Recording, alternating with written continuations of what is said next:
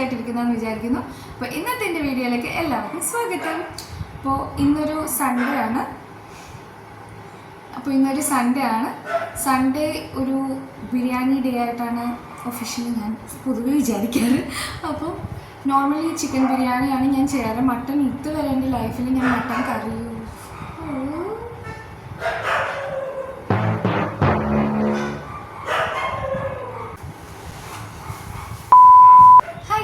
Welcome back to my channel. എല്ലാവരും സുഖമായിട്ടിരിക്കുന്നതെന്ന് വിചാരിക്കുന്നു. അപ്പോൾ ഇന്നത്തെ എൻ്റെ വീഡിയോയിലേക്ക് എല്ലാവർക്കും സ്വാഗതം. അപ്പോൾ ഇന്നത്തെ വീഡിയോ എന്ന് പറയുന്നത് ആക്ച്വലി ഇന്നൊരു സൺഡേ ആണ്. അപ്പോൾ സൺഡേ നോർമലി ഞങ്ങൾ എന്തെങ്കിലും നോൺ വെജ് എടുക്കാൻ നോക്കാറുണ്ട്.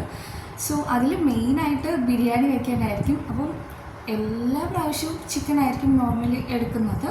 അപ്പോൾ മട്ടൺ ഞാൻ ഇതുവരെ കഴിക്കും, പക്ഷെ ഞാൻ ഇതുവരെ കറിയോ അല്ലെങ്കിൽ ബിരിയാണിയോ ഒന്നും ട്രൈ ചെയ്തിട്ടില്ല. അപ്പോൾ ഇന്നൊരു ചേഞ്ചിന് മട്ടൺ ബിരിയാണി ഉണ്ടാക്കാമെന്ന് വിചാരിച്ചു.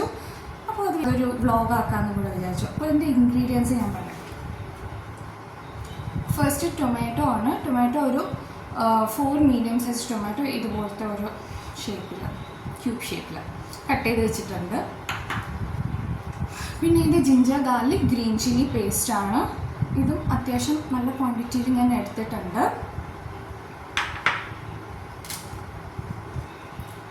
പിന്നെ ഇത് സവാള ഒരു 8 മീഡിയം സൈസ് സവാള ഫ്രൈ ചെയ്താണ് എടുത്തിട്ടുള്ളത്. സ്ലൈസ് ചെയ്ത് ഫ്രൈ ചെയ്തെടുത്തിട്ടുണ്ട്. പിന്നെ കാഷ്യൂനട്ടും റൈസിൻസും കൂടെ ഗീയിലിട്ടൊന്ന് ഫ്രൈ ചെയ്തെടുത്തിട്ടുണ്ട്. പിന്നെ ഇത് കോക്കനട്ട് മിൽക്ക് തേങ്ങയുടെ 1/4 പാലാണ് നമ്മൾ എടുത്തിട്ടുള്ളത്. ഇവിടെ ഇങ്ങനെ ഒരു കപ്പിൽ 3/4 കപ്പാണ് ഞാൻ എടുത്തിട്ടുള്ളത്. പിന്നെ ഒരു മട്ടൺ മസാല, ഏതെങ്കിലും ബ്രാൻഡ് മട്ടൺ മസാല, പിന്നെ ഗീ എടുത്തിട്ടുണ്ട്.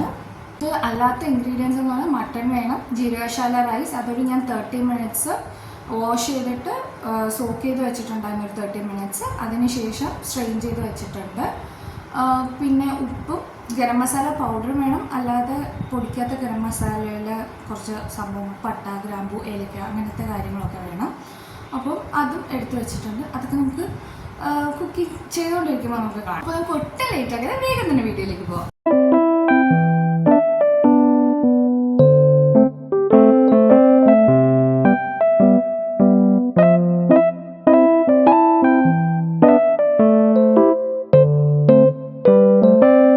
അപ്പോൾ ഫസ്റ്റ് നമുക്ക് ഫ്രൈഡ് ഒനിയൻസ് ഇടാം.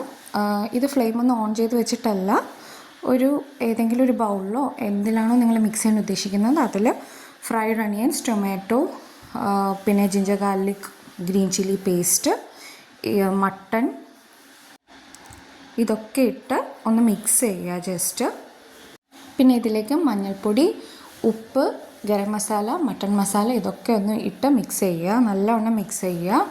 മട്ടണിലേക്ക് ഈ ഇൻഗ്രീഡിയൻസ് കംപ്ലീറ്റ് ആയിട്ടൊന്ന് കോട്ടായി കിട്ടണം. ബിക്കോസ് നമ്മൾ ഫ്ലെയിം ഒന്ന് ഓൺ ചെയ്ത് വെച്ച് വഴറ്റുന്ന ഒരു പ്രൊസീജിയർ അല്ല ഇത്, ജസ്റ്റ് ഹാൻഡ് മിക്സിങ് ചെയ്യുവാണ് കംപ്ലീറ്റ് ആയിട്ട്.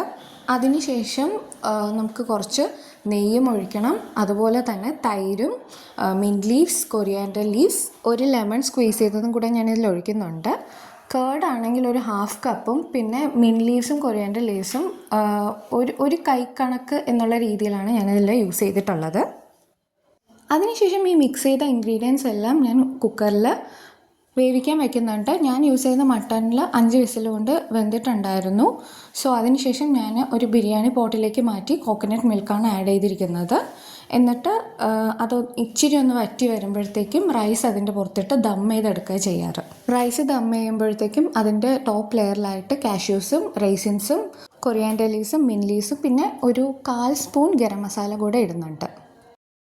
അതിനുശേഷം ഒരു 1/2 അവറാണ് ദം ചെയ്യാൻ വയ്ക്കുന്നത്. 1/2 അവറിന് ശേഷം നല്ല yummy biryani is ready to serve. So please do try.